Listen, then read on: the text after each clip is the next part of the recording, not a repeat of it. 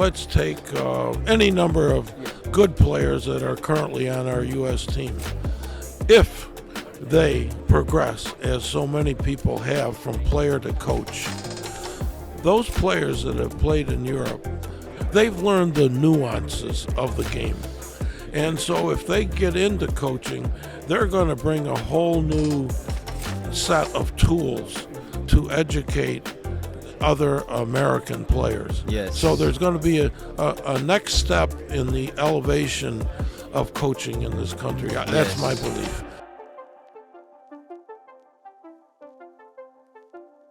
Welcome back, everybody. We're here at day 2 of the United Soccer Coaches Convention here on Podcast Row. We have a guest today named Tim Schum. Tim Schum, right? Schum.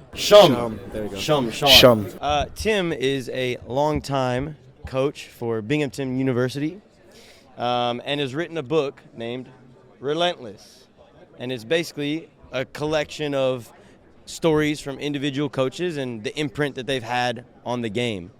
So if you could give us just a brief synopsis of what this book is and how it can kind of bring value to people, coaches in particular, what would you say? Obviously, it's my pleasure to be here with you fellas and promote the book. The book is, first off, it's a history.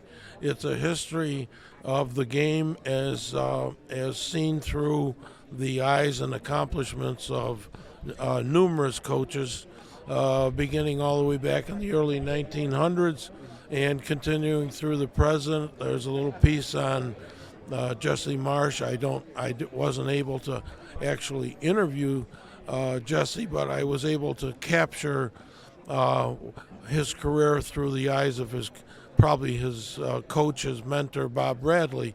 So in that sense, it's a history of the game, events that occurred there. Those events are captured throughout the book and through the eyes, in many cases, of the coaches that I'm profiling.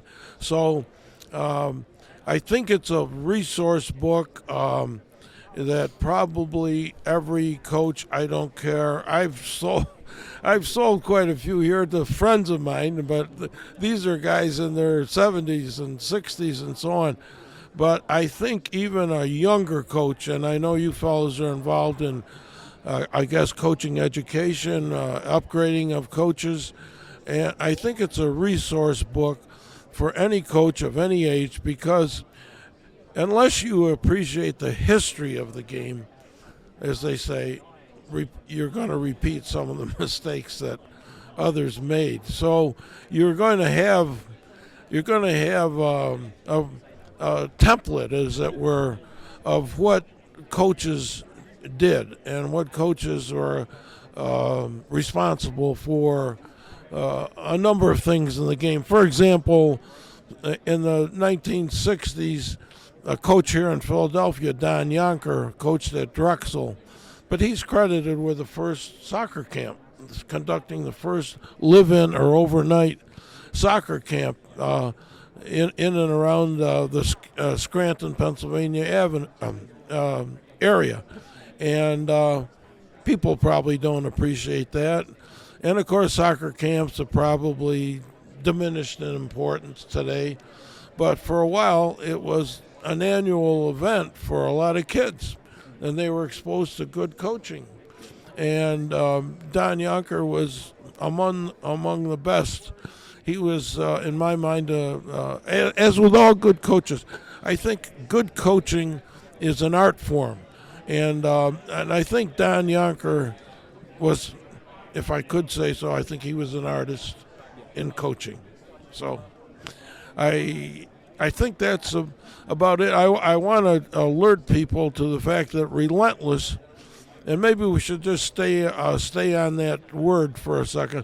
I used that word. You always, when you're writing a book, you're trying to arrive at a catchy title, and I thought Relentless described how coaches from a lot of different eras approached it. They did not give up. They believed in the game. They knew in their hearts that at some point soccer was going to arrive. And so in their own little areas of influence, various individuals, I selected on all of the people that are profiled in the book, but they all had their impact, and collectively, when you add it all up, you come to the fact that I read that 25 million people tuned into the World Cup in the United States. Soccer America did a book review, and Mike Watola captured a little something that I shared with him. In 1974, I loaded up 2 buses and drove interested people to Philadelphia to view 2 World Cup games in some little theater, closed circuit television, some little theater here in Philadelphia. It's 200 miles. Jeez. And at other times... How many people did you have for that one? Well, 2 buses, you added up maybe 100 people, And later on, of course, with the influence of Pele and the birth of the Cosmos, we took numerous trips to the Meadowlands buses and to view what I thought was a good example of good soccer. This is how the game looks when played at a high level. And an interesting story, the first time we went down there, I noticed that there was a pregame between 2 youth teams. So I figured, well, heck, I'm bringing X number of spectators. I would arrange for discount tickets and so on and so forth. So I called the fellow that I dealt with, and I said, listen, next year I'll bring a youth team and we'll play a game. Oh, yeah, fine, he said. So we arrange it, and we're on the field. Now, the Meadowlands Stadium was artificial turf, and it was like August or something of that sort, early August. It was warm, and the heat just emanated from the turf. It probably was 100 degrees on field. Oh, we know how that goes. We experience that every summer in Texas. Yep. Oof. So, in any case, I had a young fellow, a talented kid, probably he was 10 or 11 years old, and he was really competitive, and he was a good dribbler. And he started dribbling through the other team, kind of like a slalom of a ski slalom, in and out and back and forth. And he would arrive, by the time he got to the other 18, he was pretty well spent, and he'd hit a little weak dribbler to the goalie. Well, as 50,000 people filed in for the second half of that game, they started to notice this individual. And they would go, ooh, ah, and they got connected with him, as spectators. So now it's 100 degrees, and this kid's like 10 or 11 years old. I can't tell you exactly, but I thought I'm gonna get hauled into court for child abuse. This kid collapses on the field. So I substituted for him. I said, Pat, come on over here. And he goes, Coach, I don't want to come on. I said, Pat, you get over here, sit down on the bench. When I did that, the spectators booed. They booed. Come on, Coach. And so, stories like that I think are worthwhile. That isn't in the book. Actually, the individual followed by the name of Pat Price, later captain Cornell University's team. Nice. And today he's my accountant. Oh, there you go. Everything comes full circle. That's funny. Yeah, you knew what you were doing there. So I want to go back to, the title of the book, Relentless. Yes. You started to touch on it a little bit. To me, I mean, it's a good word to kind of describe what you're talking about in the book from what I know about it, because coaching is a relentless pursuit of personal development and excellence. So is that why you chose that word? I know you started to get onto that topic before, but what is the reason why you chose really that word for the book? Yeah, well, first off, if people ask me today, what's the title of the book? I only got to share one word with There it. I say, go on the internet, just enter soccer book, Relentless. It'll take you to the publisher. So it's easy to search. It's an easy search. Yeah. I did not think of that, honestly. Okay. But I think it Got lucky with it. It works. Yeah, you know? yeah. But again, I think it describes the psychology, the emotion, I guess I would use that word. I think there was a belief, maybe that's it, a belief of countless coaches, and there's only some of them that I could profile in the book, but countless coaches in various communities in that 60s, 70s, and to the present have promoted soccer. They have built a soccer culture in their community. And, it's more than just the ball. It's just more than tactics. It's more than technique. It's now come full circle, and you've got 25 million people tuning into World Cup soccer in the United States. World Cup. Friends of mine, I shouldn't mention this, but I do play poker. Nothing wrong with that. These guys are not soccer fanatics. But they were even into But, it. the last time we played, I was a little bit late. Hey, Tim, I watched the World Cup. I never thought that a 0-0 game could be so spine billing. But and I watched that game to the end. And I said, well, you were rooting for your home country. Yeah. And every touch of the ball is important. Every save is important. You became conversant with corner kicks. Yeah, what happens with the corner kicks? And, throws from the touchline, substitutions. All of those things played a role in that game and throughout the Cup. So it was an education for a lot of people. But knowing me, I am a fellow poker player. Not a very good one, but in any case, they knew I was connected with soccer, so they became connected with soccer. Now, whether they'll tune into an MLS game, I don't know that, but at least they're a soccer person, and that's worked. That's just one example, but you do the multiplication, do the whatever math, and It's all the result of a lot of people working at the game. Yeah, exactly. And I think it's at a really interesting spot now with kind of the different coaches we have around the world, and then American coaches, and then obviously the amount of American talent that we're putting into some of these European sides and stuff like that.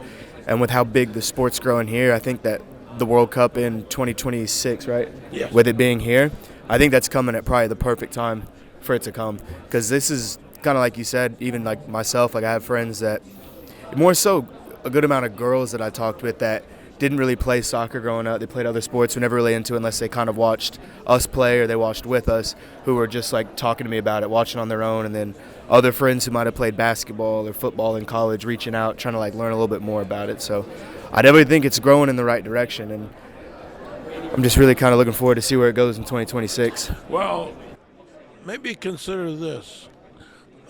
Where we are here in 2023, but let's take Sounds weird to hear. player like Pulisic, or let's take any number of good players that are currently on our U.S. team. If they progress, as so many people have, from player to coach, those players that have played in Europe, they have learned they've learned the nuances of the game. And so if they get into coaching, they're going to bring a whole new set of tools to educate other American players. Yes. So there's going to be a next step in the elevation of coaching in this country. That's my belief. Because, it's important to have played. Many of us played. Not maybe as well as we would have liked by today's standards, But we played and we were educated by coaches, in many cases that were physical education coaches. They were what we call generalists. They could organize a sport and coach it. They may not have had the degree of expertise that we would expect today. Right. But they were also coaching. My father coached me in soccer in high school. He coached basketball. He coached baseball. So he had to apply certain principles of coaching to different sports. So he did the best he could at soccer, but by no means was he, I don't think, educated, trained as many of you guys. I mean, you probably have gone to coaching schools and upgraded your coaching and learned from some pretty important people that gave you their best. So the evolution of coaching is a whole different ballgame. For example, Detmar Kramer came here from Germany, and I devote quite a bit of time to him, to describing his influence. And as Bob Bradley said to me, he said, Kramer taught the German philosophy of coaching. It was individual duels all over the field. So you're training individual defense, individual tactics, 1v1 through 3v3. That was a German way of coaching. But today, he said, Sacchi, the great Italian coach, introduced the concept of more global defending as a unit, pressing, almost like, very akin to basketball. Those tactics were introduced into soccer by an Italian, and so the high pressing, the man high pressing. And so today you'd hardly watch a game where the ball isn't being played out of somebody's defensive third. That evolution has been introduced because our coaches are very cognizant of international trends, and I think it's just going to keep on coming forward. For sure. So that's a good segue, I guess, into my next question. A book that I have enjoyed and read a few times and is very popular is what is it called? I'm drawing a blank. The Pyramid, Inverting the Pyramid, right? And so that's basically a breakdown of the history of football tactics. It seems like your book is more a breakdown of the history of coaching philosophies. So what are some trends that you noticed through the years? Because you said that, the earliest subject that you had was from the early 1900s all the way up to the most current, which would be Jesse Marsh. Before we started recording, you mentioned that. So what are some of, I guess, the trends that you noticed through certain periods of coaching development? Well, I know it's probably news to both of you, but years ago, you could predict what a team was going to play. They were going to play what was called the WM formation. The W up on top was a center forward, two wide players, we might call them wingers, and two inside forwards, midfielders. And then in the back, you played the M, which was two more midfielders backed up by three back. You might simplify it to a 3-4-3. Okay. 3-4-3. Okay. If you can visualize that. Yeah. And so, if you played as I did in the 50s and so on, that's what people played. So one evolution of that, one tweaking of that, was to add the three backs. In other words, in the back, it was really just twisted around. You had three more players up on top and just two backs. Well, two backs had to compete against three forwards, so you had to add somebody in the back. So, without getting too complicated, but that was how, until probably, I would say honestly, maybe the late 50s, early 60s, and particularly with Pele and the Brazilians, when they introduced the 4-2-4, that was revolutionary. Now, it really wasn't 4-2-4. It was probably a little more 4-4-2. But those outside midfielders and outside backs, particularly a player like Carlos Alberto was a right back. And with the unfortunate passing of Pele, a lot of people have shown on the internet a great pass that Pele made to Carlos Alberto coming from way in deep. He laid a ball off. Alberto put it in the upper 90. Alberto was a fullback by those terms. So all of the 4-2-4, all of those tweaks, and Anson Dorrance played a 3-4-3 with his women. And he always he had the three forwards up there, and he wanted to press. And also, he felt that he could press because not many women could play a ball more than 40 or 50 yards accurately. So the odds were, even if he didn't get the pressure he needed, the resultant pass was going to be picked up by his other players. So I don't know. I've diverted a little bit, but have I answered your question? So I guess what I was looking for is, like, what are some specific things that you noticed about the way coaching philosophies developed over time, right? From your earliest subject that you had in the book to the most recent So one. not formations, right? Just kind of like the way they just coach, you know, or the way they kind of the way that they that they carry themselves, the things that they believe in, right? The way that they implement their coaching style, maybe. I don't know. You tell me. Well, I think in answer to your question, coaching is always evolving. You know, things change. I think modern coaches have so many resources to call on, from individual technique, little tricks that they notice, from individual technique to individual tactics, to group tactics, to how that all is put together through your 11 players, player selection, where to put players. But coaching is about taking, in my estimation, and I think I'm speaking for an awful lot of people, coaching is about taking the material you have and making the most of it, optimizing the people you have. So how you do that, and I think the missing ingredient for a lot of coaches, maybe yourselves, the psychology. How do you handle kids? I think that is a huge piece of modern coaching. Everybody, I think, knows tactics, technique. I think everybody knows that.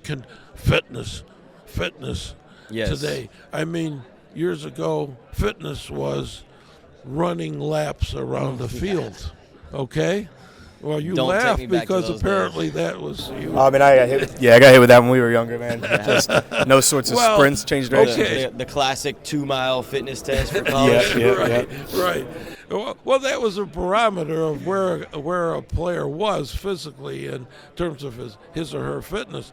But you ask a question. The coach, the individual, in my estimation, and the memories of many that revolutionized our coaching was Detmar Kramer. Detmar Kramer came here in the late 60s, and just for a few years organized the first coaching schools.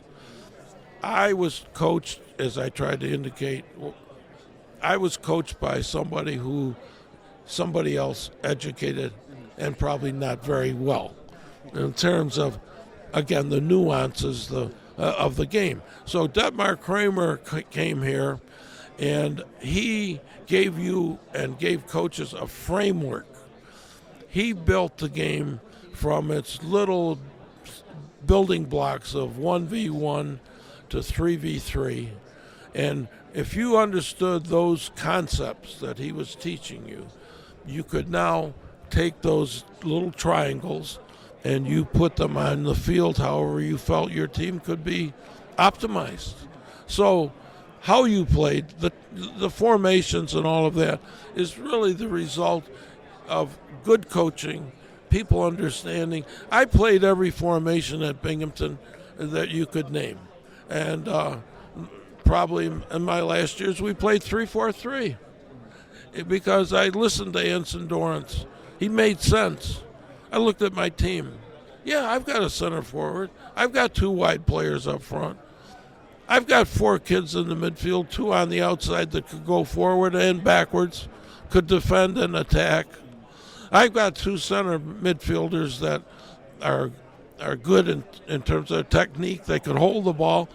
They knew enough to connect with the defense. They knew enough to lay a good ball forward. And the backs, 3 of them, they were all good defenders. And so that is an example of how I think coaches function. So somebody else might take those same players and put them in 4-4-2. Someone else might tweak it and put 5 midfield. I don't ever understand how you play with 1 center forward, but I guess people do it. It's lonely up there. But that's evolved. Yeah, for sure. Through watching great soccer or on television. Think of all the games. I took 2 busloads to Philadelphia to view closed circuit television of World Cup soccer. Yeah. Think of how many games we were able to watch on World Cup. I mean, that's the evolution of the game. Exactly. Yeah, absolutely. I mean, I know that I was sitting in front of my TV during the entire World Cup, didn't move. Did not move, yeah.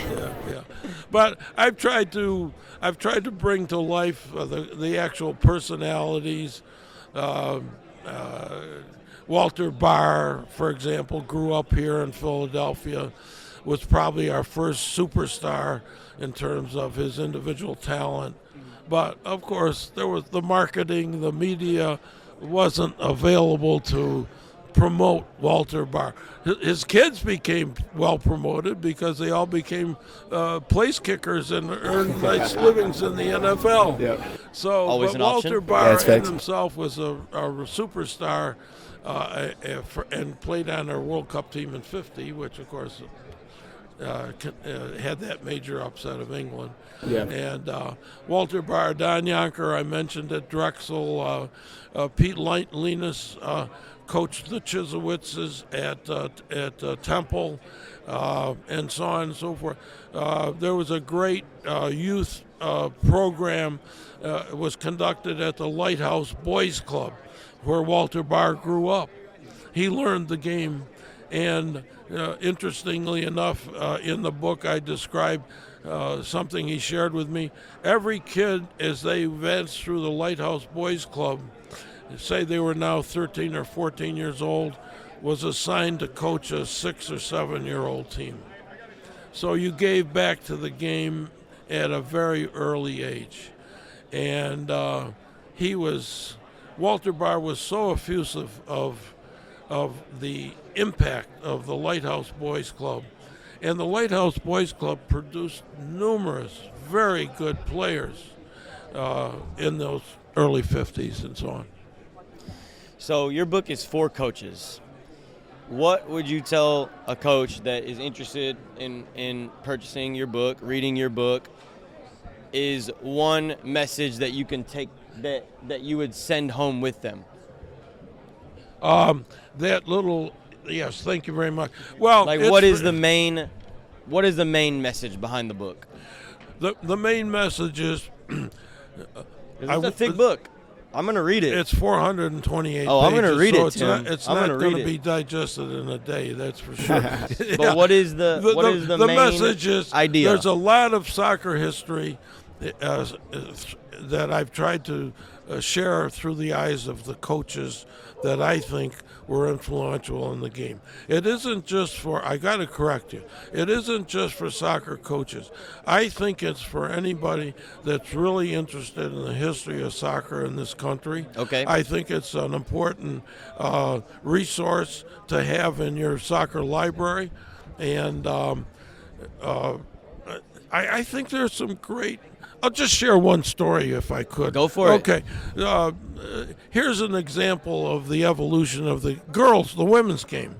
Young coach in the early 80s, the advent of Title IX, of course, that supercharged women's sports, including soccer. She's a physical education teacher, and she lives outside Geneva, New York. She sees an ad seeking a women's soccer coach at William Smith College, which was located a few miles from her. She said to herself, well, I'm a physical education major. I have coached soccer. And she applied for the job. She was hired. So a couple of years into her coaching, she's just taking students from the general student body trying to create a team. So she motions to one of her substitutes, says, come up here, I'm going to put you in the game. So there's a little delay, and the young girl is standing next to her and taps her on the shoulder. Says, Coach, which way are we going? Now, from there... Might need to rewind a bit with her. Well, okay, I'll use your word. Rewinding to 2022, Alice Ann Wilbur celebrated her 600th win at William Smith College. She's won not numerous, but she's won a couple at least Division III championships. She's built a very competitive team. She relied on a good friend of mine, Graham Ramsey, who is a terrific guy. He's like a Johnny Appleseed. He moves all around the country, and people will put him up for a few days, and he'll help come and coach your team. And that's what he did for years with William Smith. He would take the team, work with her and the team preseason, and she credits him with giving her the expertise, the kickstart to her coaching today. So it's those stories that I think make for a good book, and I hope, as I say, coaches I think can benefit because they can learn what happened before them. People that are interested in the game, that I mentioned 25 million a couple times here today, I think they'll find an interesting story in there, and so I think it could be beneficial throughout the soccer community. Okay, so not just coaches, players, parents, fans. Yeah, absolutely. Yeah. Like I said, I'm going to crack this thing open as soon as I can, but it is a thick one. It is Relentless by Tim Schum. Yes, got it right that time. Thank you. Where can they buy the book, Tim? Okay.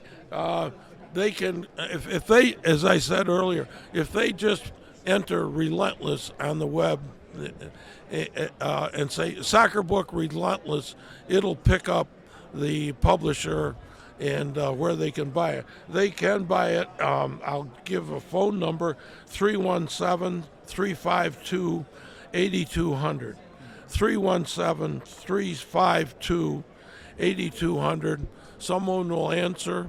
They'll tell you. And if you use the coupon code Relentless 2022, you'll receive a 25% discount. 25% off. So there you go. I can't get any better than that. There's no excuse not to buy the book at this point. Okay. Thank you, guys. I appreciate Hey, your appreciate time. you, Tim. Yeah. Thanks so much. It was nice to meet you. Okay. Yeah, thanks, Tim. Thank you.